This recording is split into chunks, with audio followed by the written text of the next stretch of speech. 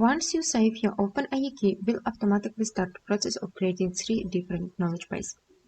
This allows you to make some quick test of this system. So let's open our ChatGPT prompt configuration. And there you will find these 3 different types of knowledge base. If after saving OpenAI key you didn't see these 3 types of database, just wait 30 seconds to reload this page and it will appear. So let's switch off this database. We see our saving changes. For example, human resources response in Ukrainian, Juba support on English, and they have also different prompts. And also friendly chat have another settings. After you create your own knowledge base, you need to go to this ChatGPT prompt configuration and you need to set up your own prompt configuration there. This allows your assistant, your AI assistant, better understand how it needs to act.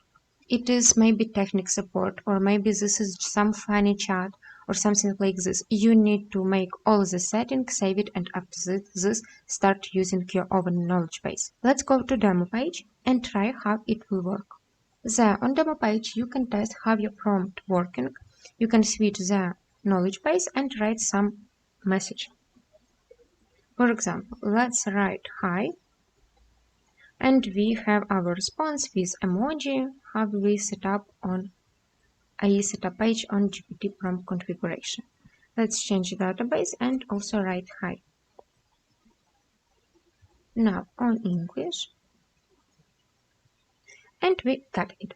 If you need to create different knowledge base for different messenger, for example, on WhatsApp you want to use human resources, on Messenger, for example, friendly chat or something like this, the setting allows you to configure your AI assistant, provide the detailed information about this knowledge base, what this knowledge base is about.